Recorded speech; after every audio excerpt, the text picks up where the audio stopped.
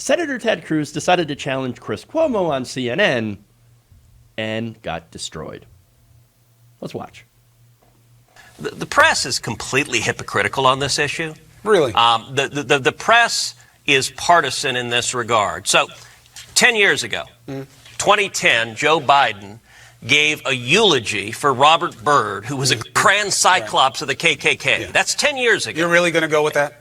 Oh, yeah. You I know better you're a believe master it. debater, and Professor Dershowitz tells me you were the smartest student he ever had at Harvard Law. You're going to go with that weak-ass argument here? Byrd, who had a complete enlightenment about how hate was wrong, who changed his life, who spoke about it, Chris, who changed have you his ever ways. Eulogized a Klansman? I You're haven't. gonna, I'll give you another example. No, hold on. That's your example. Hold on. That's your example. You're going to use that. No, I'll give you another one. I give you a lot of examples. But hold on, because I don't want you to run away from the premise, Senator. I'm not you, but I'm not a fool either.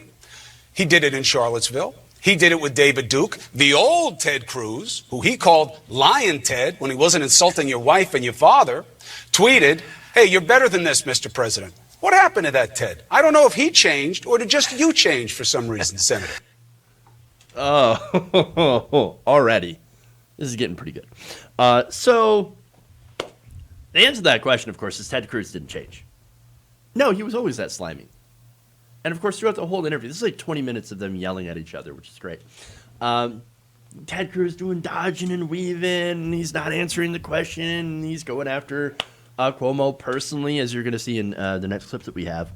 But look, the reason that Ted Cruz is now backing Donald Trump is because, well, and Cuomo didn't mention this, unfortunately, and he probably should have. Ted Cruz got told by his handlers to pledge fealty to Donald Trump, to bend the knee. Now, his handlers are the Mercer family, who originally backed him with millions of dollars when he ran for president. Then, when Ted Cruz was losing, Donald Trump looked like he was going to win, they said, okay, go back Donald Trump. Now, originally, Ted Cruz was like, but he called my wife ugly, and he said my dad killed JFK. I don't really want to do that.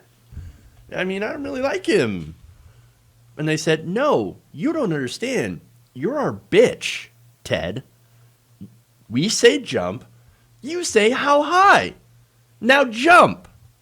And that's exactly what he did. And so Ted Cruz, all about selling out because he's got to get the money.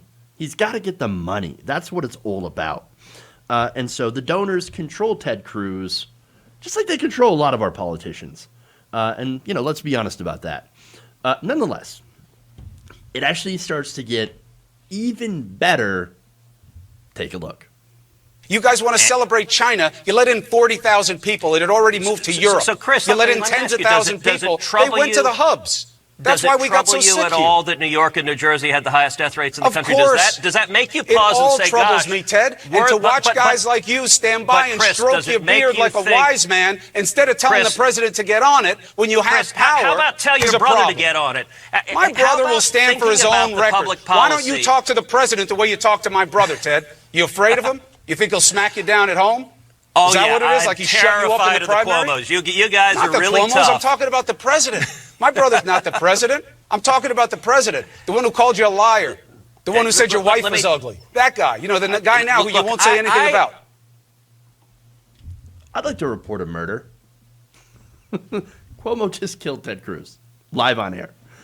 Look, seriously though, that was a lot of fun. But seriously, do I have issues with the way that Andrew Cuomo handled things in New York? Yeah, of course I do. I have issues with Andrew Cuomo and his leadership in New York and how he's a neoliberal centrist who empowered the right wing. Lots of issues there. Okay? But at the same time, coronavirus, while New York was originally a disaster, they did eventually get a handle on it because he actually started doing the things that you were supposed to do. And so right now, New York City, under de Blasio, actually has an infection rate that remains one of the lowest in the nation, and the rest of the state is actually doing fairly well. That said, there are clusters of infections that are happening. Coronavirus is starting to come back in places all over the country, likely because people are no longer taking precautions, like wearing masks, and so doing the social distancing.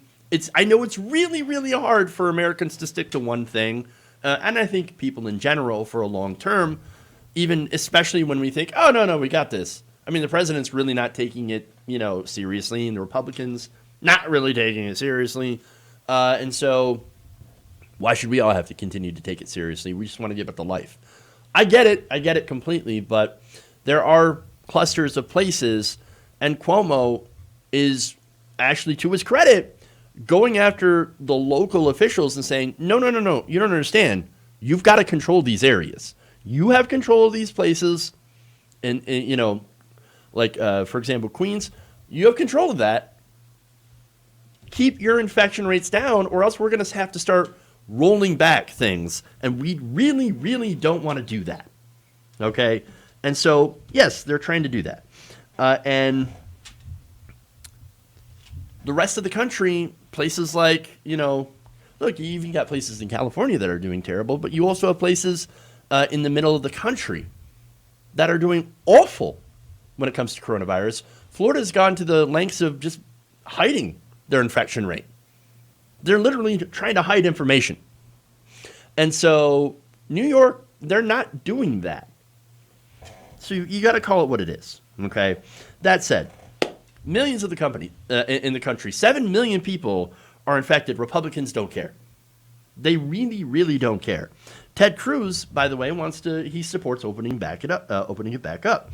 The Trump administration itself is talking about herd immunity or herd mentality, which is going to get more people killed instead of taking the real measures in order to stop the spread, while also supporting small businesses and the American people. In that interview, he's like, we would pass coronavirus relief if the Democrats would stop blocking it. No, get to the facts, Ted. And they don't back up your narrative. What the Republicans did is that at the last minute threw together an extremely skinny bill that doesn't address state funding, doesn't address anything related to coronavirus, barely offers any sort of benefits for the American people, and they passed it off as good enough, in which they knew Democrats were going to block. And now they're playing politics with it. Those are the facts, Ted. So I don't really want to hear what he's got to say about COVID response, because for certain, it's more Trump bootlicking. Because again, that's what Trump and the Cruz and the Republican Party are. They are bootlickers to Trump, to the donors. I'm convinced that some of these Republicans, maybe somebody like Ted, would let Donald Trump fuck his wife right in front of them, and they would still support him. Yes, sir. Whatever you say, sir. Because again, it's all about money and it's all about power. They have absolutely no self-respect whatsoever. They just let the donors and Trump, walk all over them with a smile. It is super, super gross. That's who they are.